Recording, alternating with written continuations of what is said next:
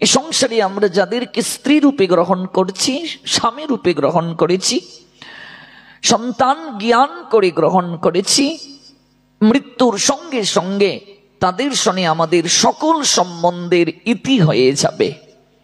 এই সম্বন্ধকে, এই পরিচয়কে আর বহন করতে আমরা পারবো না।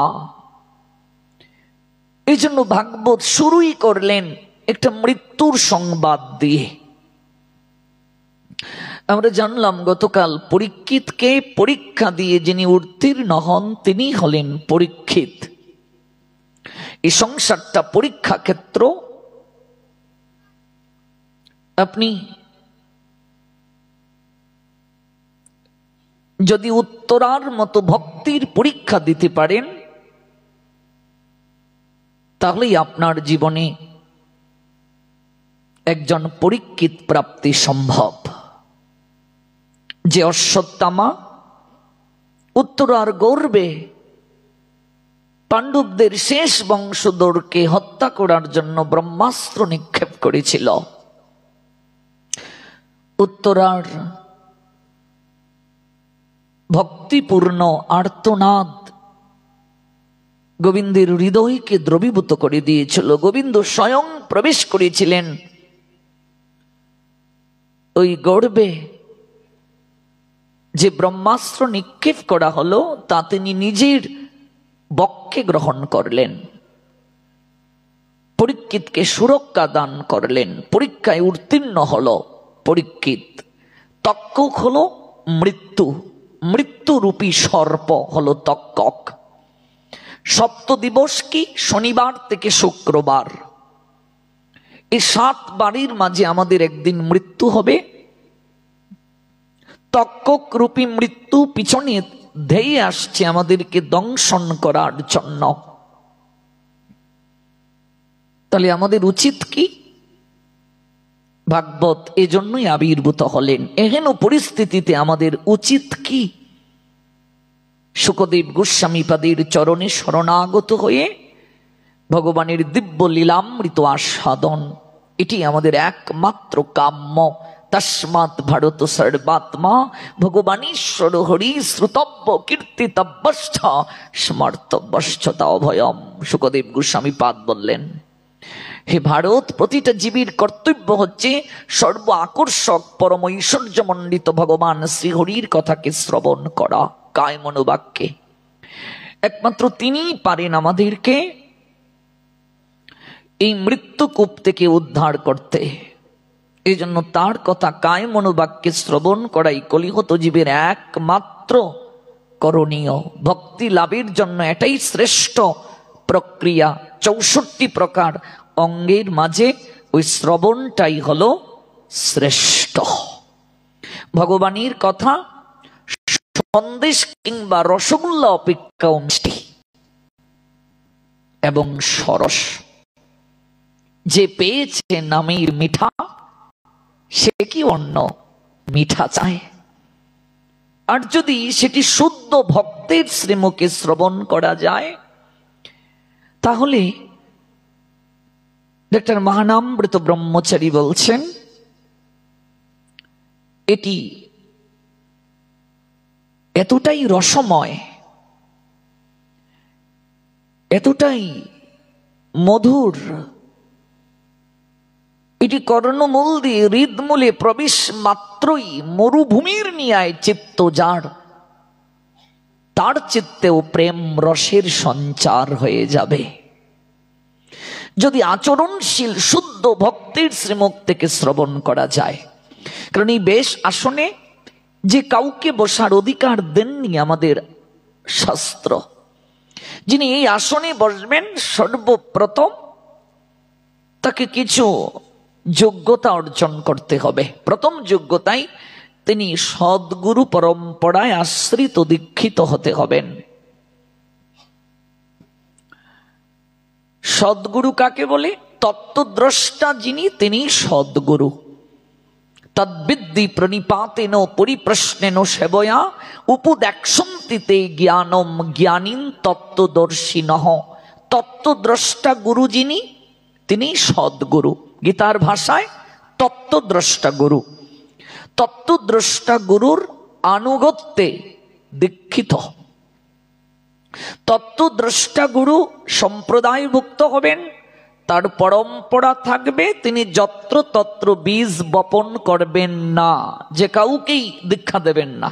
আজকে হাটে, মাঠে, পথে প্রান্তরে, বাসে, ট্রেনে ধরে ধরে নিয়ে দীক্ষা দেয়া হয়। মানুষ বৃদ্ধি করা হচ্ছে। যত পারিস মানুষকে বৃদ্ধি করো। দীক্ষা মানে বীজ দেয়া। বীজটা কোথায় দেয়া হবে মা? বীজ বপন কোথায় হয়? জমিতে। মন তুমি কৃষিকাজ জানো না, রামপ্রসাদ বলছেন। এমন সোনার জমিন রইল পতিত, আবাদ করলে ফল তো সোনা।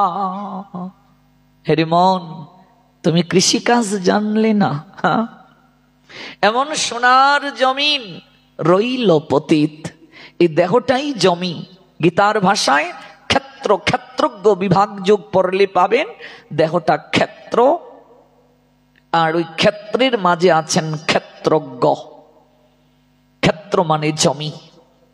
এমন সোনার জমিন রইল পতিত, আবাদ করলে ফল তো সোনা।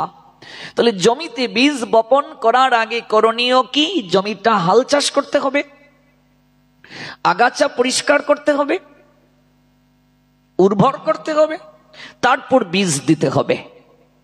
এবার আমি জমি যদি হাল চাষ না করি, আগাছা পরিষ্কার না করি, বীজ বপন করে দেই, তাহলে কি বীজ অঙ্কুরিত হবে? আজকাল অধিকাংশ জায়গায় তাই হচ্ছে। তত্ত্বদ্রষ্টা গুরু এই কার্য করবেন না, সহজে দীক্ষা দেবেন না, যাচাই করে দীক্ষা দেবেন। আমি যে তাকে শিষ্য রূপে গ্রহণ করব, সে আমার শিষ্য হওয়ার যোগ্যতা রাখে কিনা। মনে রাখবে, আমার গুরুদেব বলেন সবসময় একটি কথা, বাবা, দীক্ষা দেয়া মানে সন্তান গ্রহণ করা। আমার গুরুদেবকে জগৎগুরু প্রভুপাদ শ্রী শ্রীল ভক্তি সিদ্ধান্ত সরস্বতী গোস্বামী ঠাকুরের প্রশিষ্য। জগৎগুরু প্রভুপাদ শ্রী শ্রীল ভক্তি সিদ্ধান্ত সরস্বতী গোস্বামী ঠাকুর, যিনি 64 গৌরীয় মঠের প্রতিষ্ঠাতা। প্রথম মঠ আকর মঠ, চৈতন্য মঠ মায়াপুর সর্বপ্রথম মঠ। যিনি ইস্কনের প্রতিষ্ঠাতারও গুরুদেব।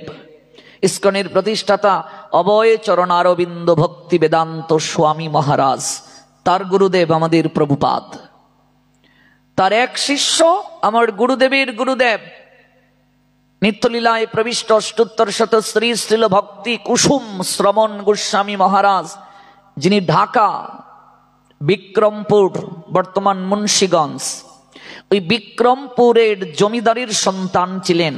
প্রভুপাদের শিষ্য আমার গুরুদেবের গুরুদেব, পরম গুরুদেব, ইস্কনের প্রতিষ্ঠাতার গুরু ভাই, আমার পরম গুরু।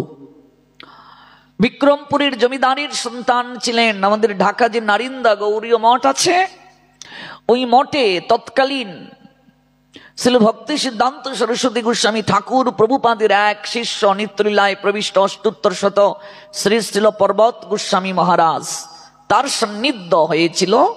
তখন তিনি ডাক্তারি পড়াশোনা করতেন।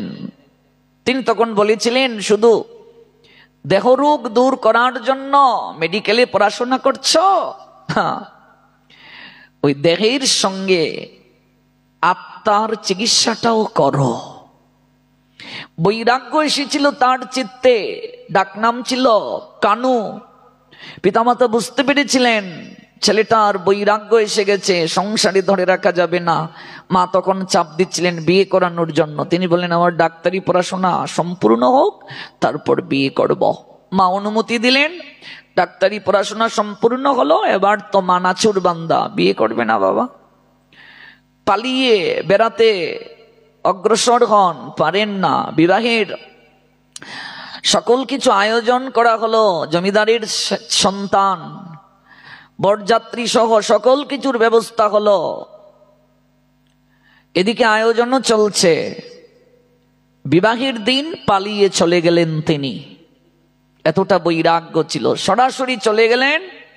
বাগবাজার যে গৌরীয় মিশন আছে কলকাতা, আমাদের অন্যতম এক 64 গৌরীয় মঠের অন্যতম মঠ, ওইখানে প্রভুপাদ ভক্তি সিদ্ধান্ত সরস্বতী গোস্বামী ঠাকুর বলছিলেন, মঠে ভালো মন্দ আজ রান্না করো, এক পাগল আসছে। দেখুন, ওইখান থেকে, তখন আর টেলিফোনের যুগ ছিল না, ওইখান থেকে তিনি বললেন, গিয়ে চরণে পড়লেন, কিরে বিবাহের মণ্ডপ থেকে পালিয়ে এলে?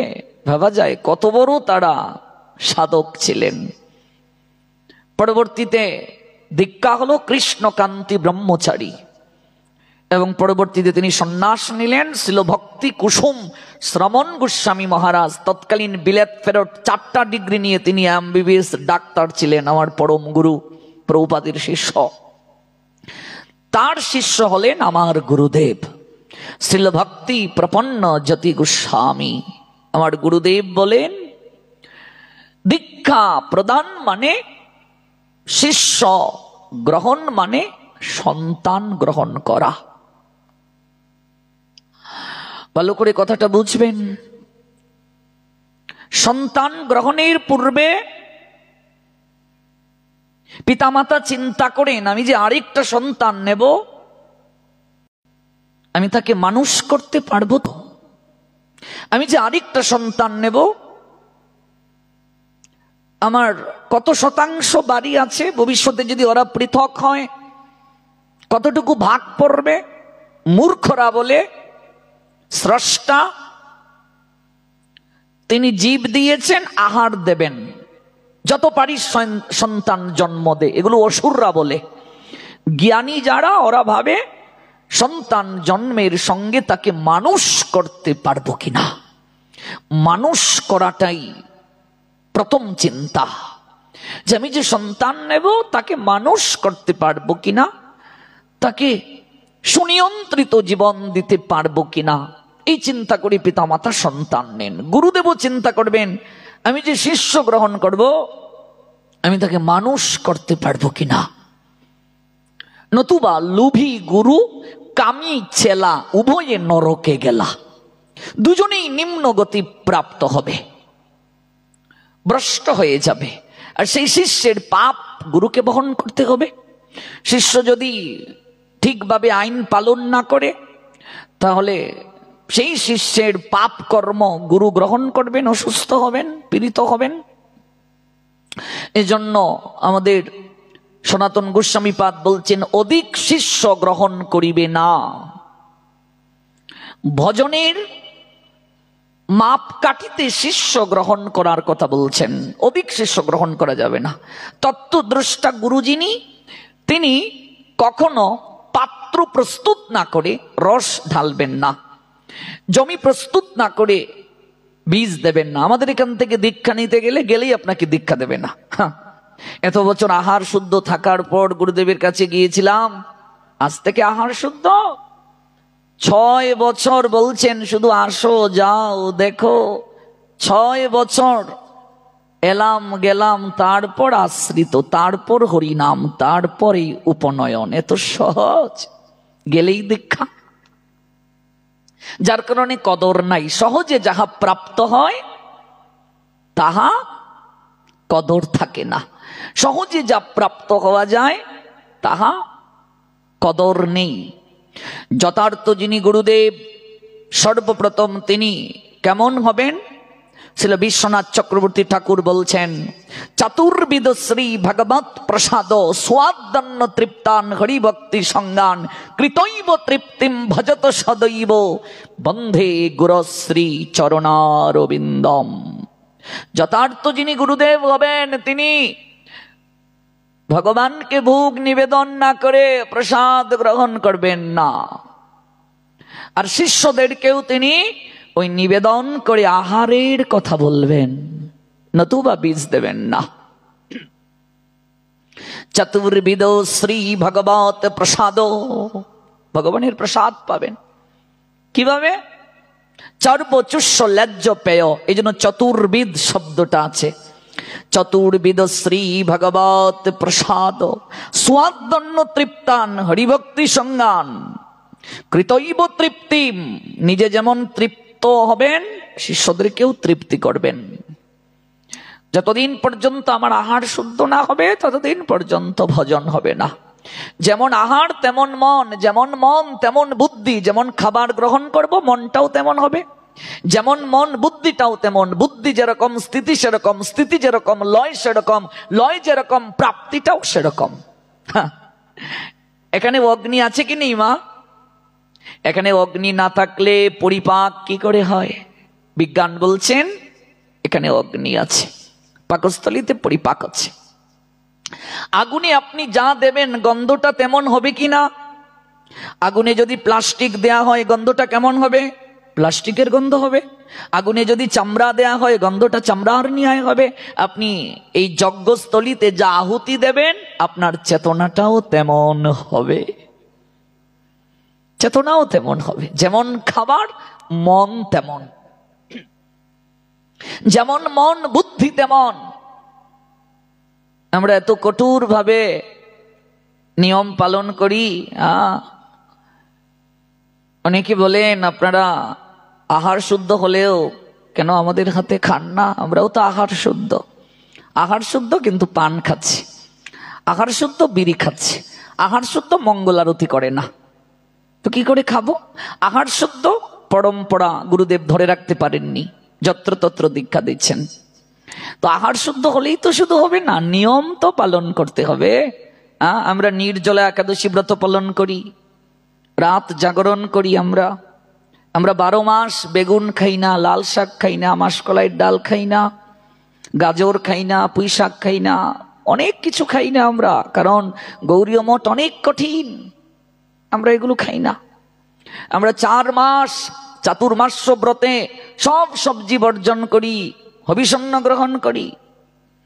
তাহলে এত কঠিন থেকে কঠিনতর ভজন আমি যে করছি, আমি তো যে কোনো জায়গায় ভজনকে আমি নষ্ট করতে পারি না। এই জন্য যতদিন পর্যন্ত শুদ্ধাচারী ভক্ত তার শ্রীমুখ থেকে আমি হরিকথা না শুনবো জীবের কল্যাণ হবে না। বলা হয়েছে পদ্মপুরাণ একটা শ্লোকে, যার বাংলাটা বলি, সংস্কৃতে আমরা অনেকে বুঝবো না। দুধ পুষ্টিকর পানীয় আহার, ওই দুধের মাঝে যদি সর্প মুখ দিয়ে দেয় তাহলে হবে কি? ওই দুগ্ধ গ্রহণের দ্বারা কি জীবের কল্যাণ হবে? সর্প উচ্ছিষ্ট দুগ্ধ হিতে বিপরীত হবে। ও আচরণশীল কারো মুখে হরিকথা হরিনাম জীবকে কল্যাণের থেকে অকল্যাণের দিকেই বেশি নিয়ে যায়। এজন্য শুদ্ধতাটা খুবই গুরুত্বপূর্ণ। কি বলছেন তিনি? তিনি বলছেন সাধু মুখে হরিকথা, যদি আচরণশীল সাধুর শ্রীমুখে শ্রবণের সৌভাগ্য হয় তাহলে এটি রসপূর্ণ হবে। রসিক শেখরের কথা, রসময় গোবিন্দের কথা, রসশাস্ত্র ভক্তিশাস্ত্র ভাগবতের কথা অত্যন্ত অত্যন্ত আনন্দদায়ক, কর্ণ মনির তৃপ্তিদায়ক হবে। শোনো, কায় মনোবাক্যে ভাগবত এই সিদ্ধান্ত দিলেন, হে কলিহত জীব, তুমি এত কঠিন ভজন করতে পারবে না, তুমি কান পেতে কেবল শ্রবণ করো, আর সেটি গুরু আনুগত্যে। দীক্ষা নেওয়ার আগে আমি যার কাছ থেকে দীক্ষা নেব তাকে বলতে হবে আপনার গুরু পরম্পরা দেখান। ভগবান যে ব্রহ্মাকে জ্ঞান দিলেন, ব্রহ্মা নারদ, নারদ থেকে বেশ, এইভাবে আমার গুরুদেবের কানে ওই মন্ত্রটা এসেছে কিনা। আজকাল এগুলো আমরা কেউ জানতে চাই না, পরম্পরা সম্বন্ধে আমরা বুঝি না। পরম্পরা ভিনা সকল কিছু ভ্রষ্ট। পরম্পরা মানে লিস্ট, আপনি কোন গুরু পরিবারের আওতাভুক্ত, আপনার তিলকাদি কেমন, আপনার ভজন প্রণালী কেমন, এগুলো জেনে আপনাকে দীক্ষা নিতে হবে। আর যদি আমি এটি না জানি, না জেনে যদি দীক্ষা নেই, দীক্ষা নিলাম, গুরুদেবের সঙ্গে আমি সম্বন্ধ রাখলাম না, তাহলে হবে না। কিংবা গুরুদেব দীক্ষা দিয়ে গেলেন আর কোনো আমার সঙ্গে সম্বন্ধ রাখেননি, আপনি বীজ বপন করলেন, সেই বীজ অঙ্কুরিত হলো, চারা গাছ হলো, যদি বেড়া না দেয়া হয়, যদি জল না দেয়া হয়, চারা গাছটা বাঁচবে? তৃণভোজী প্রাণী খেয়ে নিতে পারে, বেড়া না দিলে, জল না দিলে শুকিয়ে যেতে পারে। এই যে গুরুদেব আমাদেরকে বীজ দিয়ে দিলেন, বুকে হাত দিয়ে বলুন পরিচর্যা করছে কি? সদ্গুরুদেবের কাছ থেকে দীক্ষা পেলেই শুধু হবে না। অনেকে ভাবে আমি সদ্গুরুদেবের কাছ থেকে দীক্ষা পেয়েছি, তাতে হয়েছে কি? গুরুদেব তোমাকে পথটা দেখাবেন, তুমি কতটা ভজন করছো। গুরুদেব তোমাকে পথ দেখিয়ে দেবেন, তোমাকে যেতে হবে। যাওয়াটা হচ্ছে আমাদের। গুরুদেব মানে পথ প্রদর্শক। কাজী দীক্ষা গ্রহণ মানে ভক্তির স্কুলে প্রবেশ করা। আমার গুরুদেব বলেন তুমি গুরু চরণাশ্রিত হয়েছো মানে ভক্তি স্কুলে প্রবেশ করেছো। এবার তোমাকে পড়াশোনা করতে হবে, পড়াশোনা না করলে হবে না। মনে রাখবে মায়েরা, যারা এখানে আমরা দীক্ষা গ্রহণ করেছি, ক্রমাগত 7 দিন যদি কেউ সন্ধ্যা আহ্নিক ত্রিসন্ধ্যা না করে, তার দীক্ষা বাতিল বলে গণ্য। তাকে পুনরায় আবার দীক্ষা নিতে হবে। 7 দিন যদি ওই বীজকে পরিচর্যা না করে, চারাগাছ পরিচর্যা না করে, শুকিয়ে যাবে। ত্রিসন্ধ্যা, ত্রি মানে 3, সন্ধ্যা মানে সন্ধিক্ষণ, সন্ধ্যা মানে একজন দেবী, সন্ধিক্ষণ, ক্ষণ মানে সময়, সন্ধি মানে মিলন। বীজ যারা পেয়েছেন, সন্ধ্যাটা কখন করবেন? যেমন ধার্মিক মুসলমানদের একটা নির্ধারিত সময় আছে, মসজিদে আজান দেওয়ার সঙ্গে সঙ্গে তারা নামাজ পড়তে যায়। আপনি যে সনাতনী হিন্দু, আপনার প্রেয়ারের প্রপার টাইম কখন? আপনি কি করে আরাধনা করবেন, প্রার্থনা করবেন? আপনার প্রার্থনা করার সময়টা কখন? প্রাতকাল, মধ্যাহ্নকাল, সায়াহ্নকাল। কাল মানে সময়। 3টা সময়ে প্রার্থনা করতে হবে। প্রাতকালের সময় কখন? প্রাতকালের সময় হলো ব্রাহ্ম মুহূর্ত থেকে শুরু হবে। ব্রাহ্ম মুহূর্ত কখন? সূর্য উদয়ের 96 মিনিট পূর্বে, 1 ঘন্টা 36 মিনিট। শেষ সময়টা কখন? সকালবেলার আহ্নিক করার সময়। যারা দীক্ষিত তাদেরকে বলছি, শেষ সময়টা হলো সূর্য উদয়ের আগের 24 মিনিট, সূর্য উদয়ের পরের 24 মিনিটে 48 মিনিটের মাঝে আপনাকে সকালবেলার প্রার্থনা করতে হবে। যারা দীক্ষা পেয়েছেন বীজ, এই সময়ে আপনাকে স্মরণ করতে হবে। গুরুদেব আপনাকে মন্ত্র দিয়েছেন, এই মন্ত্র স্মরণ করতে হবে আপনি যার কাছ থেকে দীক্ষা নিয়েছেন। যদি এই সময়ে কেউ সকালবেলার প্রার্থনা না করে, প্রাতকালীন আহ্নিকটা না করে, এরপরে যে সময়ই সে আহ্নিক করুক, প্রার্থনা করুক, কখনো সে ওই বীজের প্রকৃত কৃপা প্রাপ্ত হবে না। এবার বুকে হাত দিন যারা দীক্ষিত, সকালবেলার প্রার্থনা হয় কিনা, করেছি কিনা, করি কিনা। দীক্ষা নিলাম 50 বছর হয়ে গেছে, গুরুদেব বীজ দিলেন, কিন্তু সেই দীক্ষা গ্রহণের পর আমার পরিবর্তন কেন নেই? তার কারণ আমি বীজ পেয়েছি, বীজকে চারাগাছ করার জন্য পরিচর্যা করি নাই। বীজকে বপন করা হয়েছে, অঙ্কুরিত, পল্লবিত, পুষ্পিত করার জন্য পরিচর্যা করা হয় নাই। যার কারণে গুরুদেব দিয়েছেন, আমি গ্রহণ করেছি, কিন্তু তার দ্বারা আমি অগ্রসর হতে পারি নাই। আমি এমন অনেক লোককে দেখেছি, দীক্ষার আগে বিড়ি খেত, দীক্ষার পরেও বিড়ি খায়। দীক্ষার আগে নেশা করতো, দীক্ষার পরেও নেশা করে। তাহলে দীক্ষা নিয়ে আমার পরিবর্তন কি? দীক্ষা মানে তো নবজন্ম, আমার পরিবর্তনটা কি হলো? দীক্ষার আগে অখাদ্য কুখাদ্য খেত, দীক্ষার পরেও খাচ্ছে, তাহলে আমার পরিবর্তনটা হলো না। এই দীক্ষা নিয়ে জীবের কোনো কল্যাণ হবে না। মধ্যাহ্নকালীন ত্রিসন্ধ্যা, তন্মধ্যে মধ্যাহ্নকালীন একটা হচ্ছে অংশ, ওই মধ্যাহ্নকালীন সময়ের প্রার্থনা কিংবা আহ্নিক কিংবা বীজ বপন করার সময় দুপুর 12টা বাজার আগের 24 মিনিট, 12টা বাজার পরের 24 মিনিট, এই 48 মিনিটের মাঝে আপনাকে দুপুর বেলার প্রার্থনা করতে হবে। সন্ধ্যাবেলার প্রার্থনা সূর্য অস্ত যাওয়ার আগের 24 মিনিট, সূর্য অস্ত যাওয়ার পরের 24 মিনিট, কারণ 48 মিনিটে মুহূর্ত হয়। বিষ্ণু পুরাণ বলছেন মুহূর্ত 30টি মুহূর্তের মাঝে অতি মহৎ মুহূর্ত দুইটি, একটি হলো ব্রাহ্ম মুহূর্ত, আরেকটি হলো সমুদ্র মুহূর্ত। ব্রাহ্ম মুহূর্তের পরের মুহূর্তটাকে বলা হয় সমুদ্র মুহূর্ত। এই হলো ত্রিসন্ধ্যা করার সময়। এখানে আমার বাবার বয়সী যারা, আমার কাকা জেঠা, মা মাসিমা কাকিমা জেঠিমার বয়সী যারা, আমি অনুরোধ করে বলছি, আপনি যদি সঠিক সময়ে গুরু প্রদত্ত মন্ত্রটা এতদিন জপ না করে থাকেন, আপনি ভুল করেছেন, বিশাল ভুল করেছেন। কাল থেকে এই সময়টাকে আপনি গুরুত্ব দিন। এবার প্রশ্ন আসতে পারে, বাবা আমরা যারা চাকরি করি, ব্যবসা করি, আমরা দুপুর বেলার প্রার্থনাটা কিভাবে করব?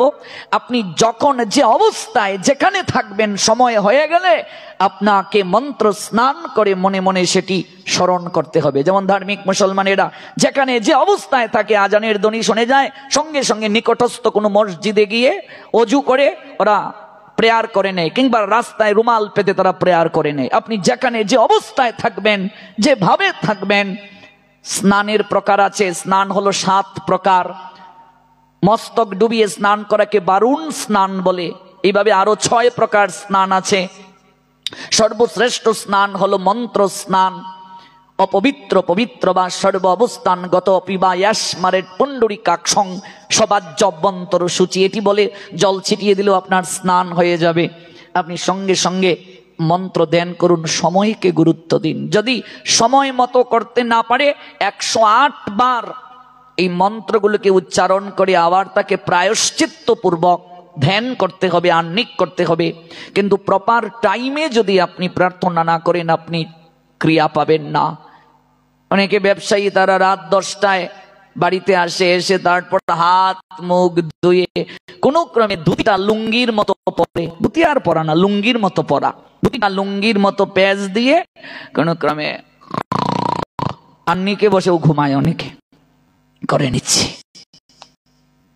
না, আপনার মতো যে বাবা আমি রাত 11টায় ব্যবসা থেকে এসে যদি করি হবে, অনেক সহজিয়া গুরুদেব বলে করো, হবে না, হবে না, হবে না, আপনার মতো করে হবে না। What means religion? Religion means the rule of regulation almighty creator Krishna.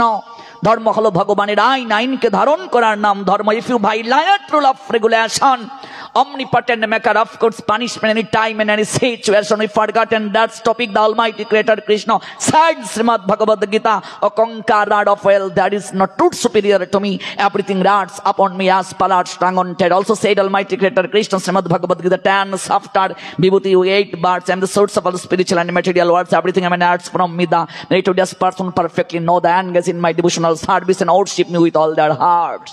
আপনার মতো করলে হবে না। ভগবান একটা বিধান দিয়েছেন, রুল অফ রেগুলেশন দিয়েছেন। If you violate rule of regulation, of course punishment. আপনি গাড়ি চালাবেন, ট্রাফিক আইন মানতে হবে কিনা? না মানলে শাস্তি হবে কিনা? জরিমানা হবে কিনা? আপনি সমাজে বাস করবেন, সমাজের একটা আইন মানতে হবে কিনা? আপনি রাষ্ট্রে বাস করবেন, রাষ্ট্রের আইন না মানলে আপনাকে গ্রেফতার করা হবে কিনা?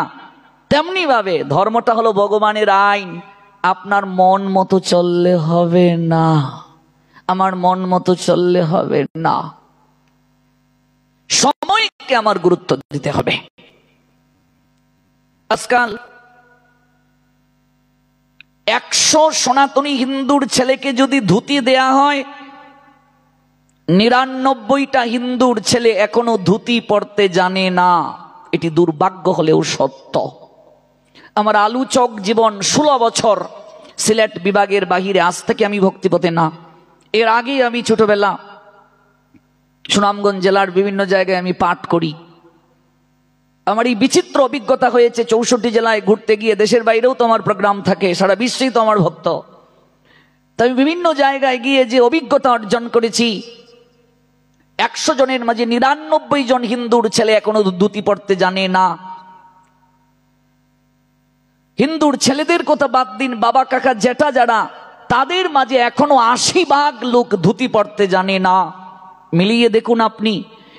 এটি অপ্রিয় হলেও সত্য, দুর্ভাগ্য হলেও সত্য। ধুতি পড়তে জানে না। আপনি সব সময় ধুতি পরবেন আমি সে কথা আপনাকে বলছি না। দেশের প্রেক্ষাপটে আপনি ধুতি পরে ব্যবসা করতে পারবেন না, ধুতি পরে আপনি চাকরি করতে পারবেন না। আপনি সব সময় ধুতি পরে থাকুন আমি তা বলছি না। আমি যে কথাটা বোঝানোর চেষ্টা করছি, অন্তত বিশেষ অনুষ্ঠানে বিশেষ কার্য সম্পাদন করতে গেলে আপনাকে ধুতি পরা প্রয়োজন কি প্রয়োজন না? আপনি আহ্নিকটা করবেন, সন্ধ্যাটা করবেন, ধুতি পরা প্রয়োজন আছে কি না? আপনি একটা বৈষ্ণব সেবায় গেলেন, আপনি যদি প্যান্ট পরে যান কিংবা লুঙ্গি পরে যান, আচ্ছা মানুষ আপনাকে কি বলবে সেটা পরের কথা, আপনি মনোগত দিক থেকে গরিব অনুভব করবেন কিনা? বসুন না, বসুন, আরে রাধাকান্ত বাবু বসুন, আমার ড্রেসটা আমি লুঙ্গি পরে এসেছি না, আরে বসুন, না না না না না, আপনি মনোগত দিক থেকে দুর্বল অনুভব করবেন কিনা? অবশ্যই, কারণ কোন জায়গার কোন পোশাক সেটি তো আমাকে জানতে হবে।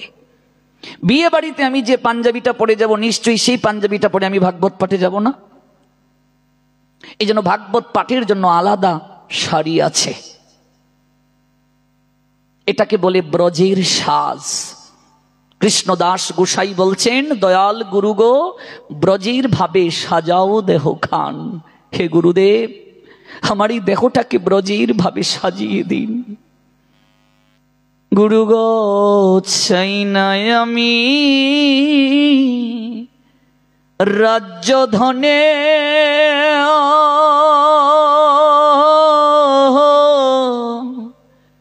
মনে যেন রয়ে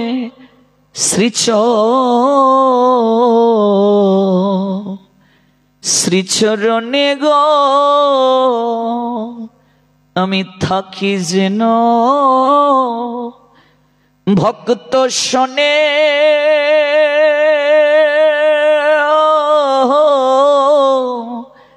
এই আশীর্বাদ করো করো দান। হে গুরুদেব, আপনি আমার এই দেহটাকে ব্রজের ভাবে সাজিয়ে দিন। ব্রজ শ্বাস কি? ললাটে তিলক, কণ্ঠে মালা। এই বসন ভূষণ ছাড়া আপনি ওই জগতে প্রবেশ করতে পারবেন না।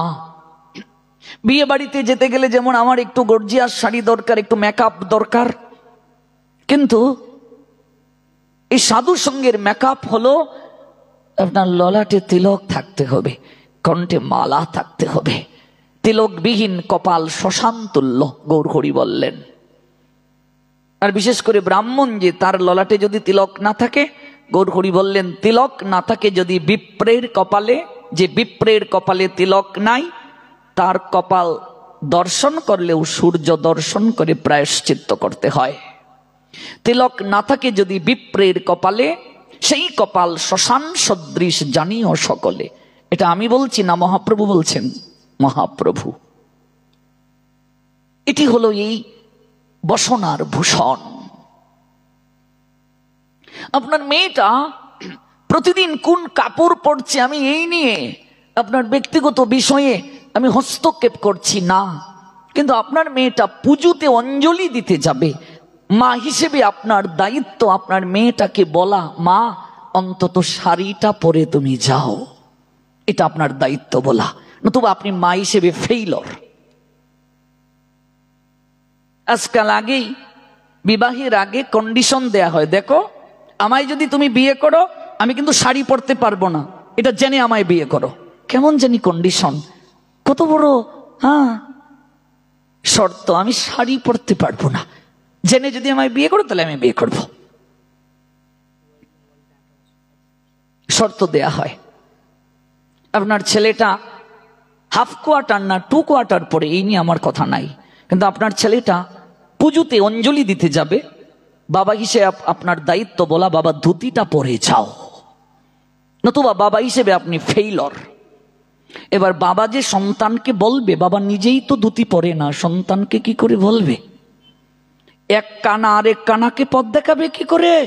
Whatever action a great man performs, common men follow, and whatever standards by exemplary acts all the world pursue, said Almighty Creator Krishna, Srimad Bhagavad Gita 3 chapter Karma Yoga 21 verse. My dear Arjun, please listen attentive what I say. Yat acharoti shreshto tattote boitoro janaho soyat pramanam kurute luktat anubartate. Govinda বলছেন গীতার 3য় অধ্যায় কর্মযোগের 21 নং শ্লোকে, শ্রেষ্ঠ ব্যক্তিগণ যা আচরণ করে অপর সাধারণ জনতাকে অনুকরণ করে, তিনি যা জগতের বুকে প্রমাণ রাখেন সবাই তা গ্রহণ করে। তাই গোলকের গোলকপতি ভগবানকে ভুলুকে নেমে যার কর্ম নাই কর্ম করতে হয়, যার জন্ম নাই জন্ম নিতে হয়, নিজে আচরণ করে জগৎকে শিক্ষা দিতে হয়। আছে কোথায়? শ্রীমদ্ ভগবদ গীতা 3য় অধ্যায় কর্মযোগ শ্লোক সংখ্যা 22, শ্লোক সংখ্যা 23।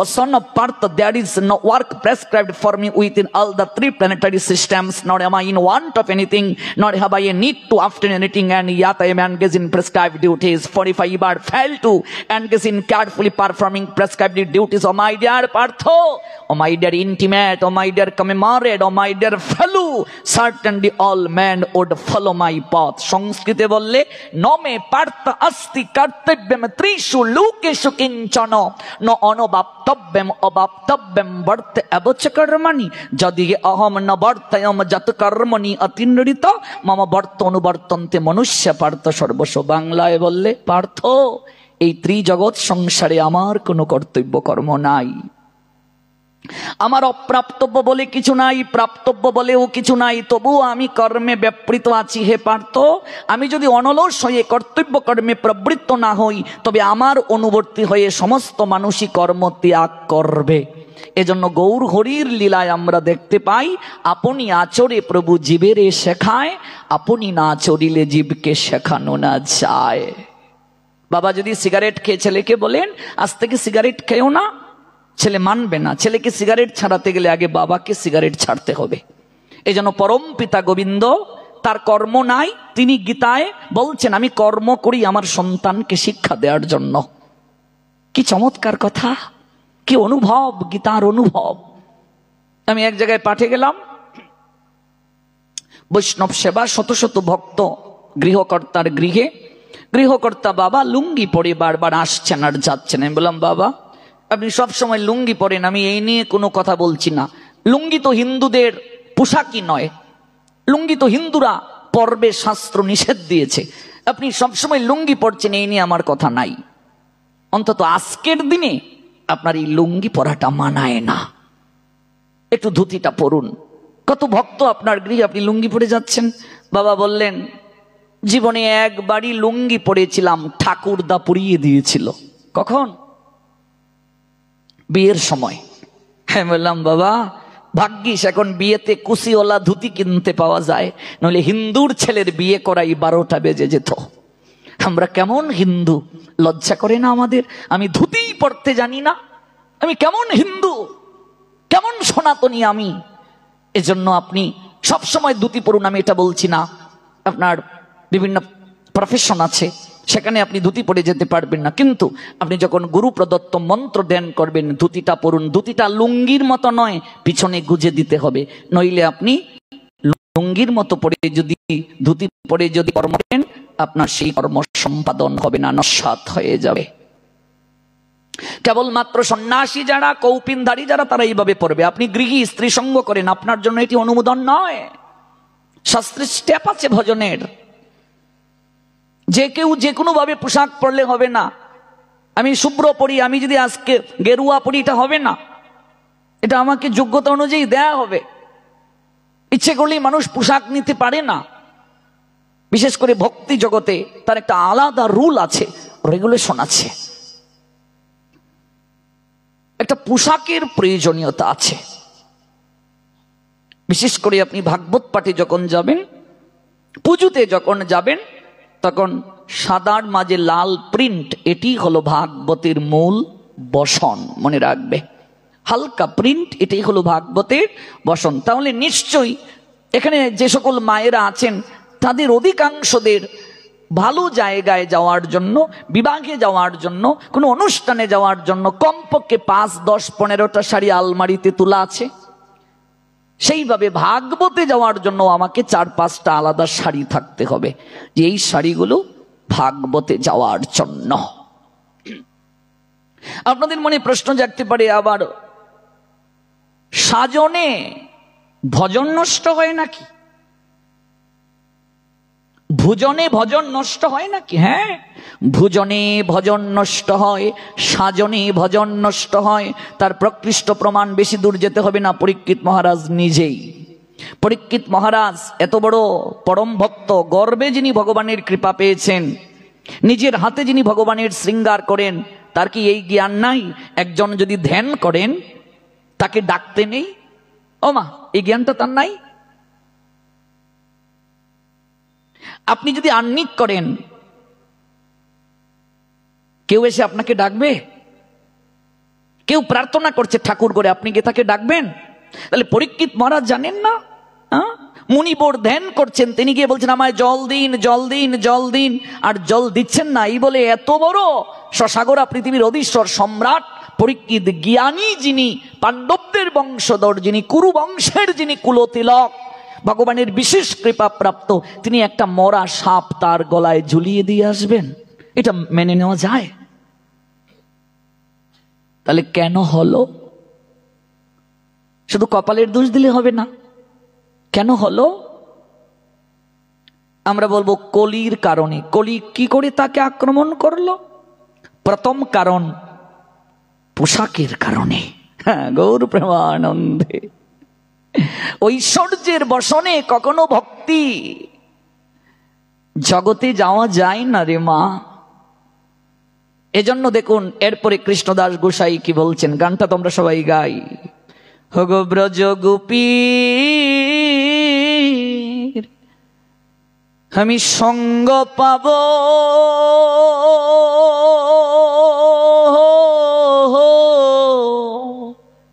কবে ব্রজের ধুলা গায়ে মা, গায়ে মাখিব গো, কবে ব্রজ গোপীর আমি সঙ্গ পাব,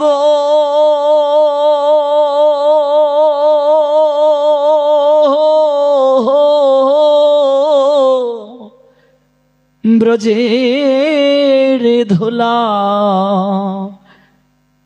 গায়ে মাখিব গো। গোসাই কৃষ্ণ দাসে কয় আমি কবে ব্রজে যাব, হরি বল, হরি বল, হরি বল, আমি গাইব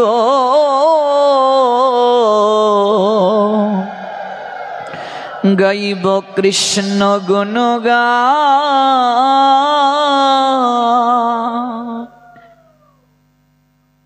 বদনে কৃষ্ণ নাম যদি না থাকে, ব্রজেশ্বরীর কৃপা যদি না থাকে, কোনদিন ব্রজধামে যাওয়া যায় না। গুরু বৈষ্ণবের কৃপা না থাকলে যাওয়া যায় না। আমি প্রথম যখন বৃন্দাবনে যাব,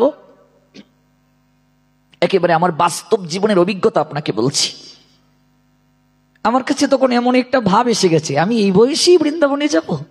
একেবারে সত্যি যে ভাবটা আপনাদের বললাম, তখন তো অনেক ছোট, আমার এই জ্ঞানটাও তখন ছিল না। আমি আমার গুরুদেবের সঙ্গে যখন প্রথম সাক্ষাৎ করতে গিয়েছিলাম, খুব অহংকার নিয়ে গিয়েছিলাম। তখন আমি অনেক ছোট বয়সে, যে আমি অনেক গ্রন্থ পড়েছি, অনেক কিছু জানি, আহার শুদ্ধ সদ্গুরুদেব যারা অন্তর্যামী হন। আমি একটা প্রণাম দিয়ে একটা প্রশ্ন কেবল করেছিলাম, তারপর আমি মনে সাজিয়ে নিয়েছিলাম সুখদেবের মায়ের নাম জিজ্ঞেস করব, অনেক প্রশ্ন করব। তখন আমার গুরুদেব আমার দিকে তাকিয়ে বলেন, বাবা তুমি সুখদেবের মায়ের নাম জানতে চাচ্ছ? আমি তো অবাক, উনি কি করে বললেন? আমার সকল অহংকার ওনার চরণে অঞ্জলি হয়ে ঝরে পড়ল। তত্ত্বদ্রষ্টা গুরু বুঝি এমনই হয়? উনি আমায় কৃপা করেননি। 6 বছর আমি বুঝতে পেরেছি আমার মাঝে শরণাগতি নাই, যোগ্যতা নাই, নইলে কেন উনি আমায় দীক্ষা দিচ্ছেন না? কারণ অহংকার যতদিন হৃদয়ে থাকবে কোনোদিন কৃপা হয় না। বিশ্বাস করুন, আমি প্রথম যখন যাব, একসঙ্গে পাসপোর্ট ভিসার আবেদনের জন্য দেয়া হলো, যেদিন আমরা সিলেট থেকে রওনা দেব বাসে করে, আমি লাকিজে সকল কিছু গুছিয়ে মা বাবাকে প্রণাম দিয়ে সবাইকে আমি বলে এসেছি। আর যখন আমি সিলেটে আসবো মনে মনে এরকম চিন্তা এলো, সবার এলো ভিসা, আমার ভিসা এলো না। ভাবুন তো কেমন হয়। আমি 10 বছর আগের কথা বলছি, সবার ভিসা এলো, আমার ভিসা এলো না। শুধু এরকম ভাবনা এসেছিল, আমি এই বয়সে, এত অল্প বয়সে আমি বৃন্দাবনে যাচ্ছি। বৃন্দাবনে গেলে হয় না রে মা, বৃন্দাবনে গেলে তো ও ইট পাথর বৃক্ষলতা গুল্ম দেখে আসবো। গুরুদেব বলেছিলেন ধাম দর্শন করতে হয় চোখ দিয়ে নয়, কান দিয়ে। অহংকার যতদিন পর্যন্ত চিত্তে থাকবে, কুণ্ডেশ্বরী ব্রজেশ্বরীর কৃপা হয় না। সবার এলো, আমার ভিসা এলো না। সবাই আমার চোখের সামনে গাড়িতে উঠলো, গাড়ি তার ছেড়ে চলে গেল। আমি লাকিসটা নিয়ে কাঁদতে কাঁদতে চলে এলাম। কাজেই ব্রজেশ্বরীর কৃপা, ব্রজভাব, ব্রজ সাজ, ঐশ্বর্য ভাব নিয়ে হয় না। সেখানে প্রয়োজন শরণাগতি, প্রয়োজন ভক্তি। ঐশ্বর্য বেশ নিয়ে, ঐশ্বর্য ভাব নিয়ে বৃন্দাবনে প্রবেশ করা যায় না। এই জন্য চৈতন্য চরিতামৃতে দেখবে হুরা পঞ্চমী তিথি নামে একটা তিথি আছে। ওই লক্ষ্মী তার সেবিকাদেরকে নিয়ে এবং সখীদেরকে নিয়ে বৃন্দাবনে প্রবেশ করে জগন্নাথকে জোর করে নিয়ে আসার জন্য পরিকল্পনা করেছিলেন, কিন্তু লক্ষ্মী বৃন্দাবনে প্রবেশ করতে পারেন নাই। এটা হলো হুরা পঞ্চমী তিথি। লক্ষ্মী জোর করে আনতে চেয়েছিলেন, কারণ নীলাচলটা হলো ঐশ্বর্যের ধাম আর সুন্দরাচলটা হলো মাধুর্যের ধাম। মহাপ্রভু বলেন ওইটা বৃন্দাবন আর এটা হলো ঐশ্বর্যের ধাম। এই জন্য মায়েরা আজকে জেনে যাও, গভীর তত্ত্ব এগুলো সব জায়গায় পাবে না।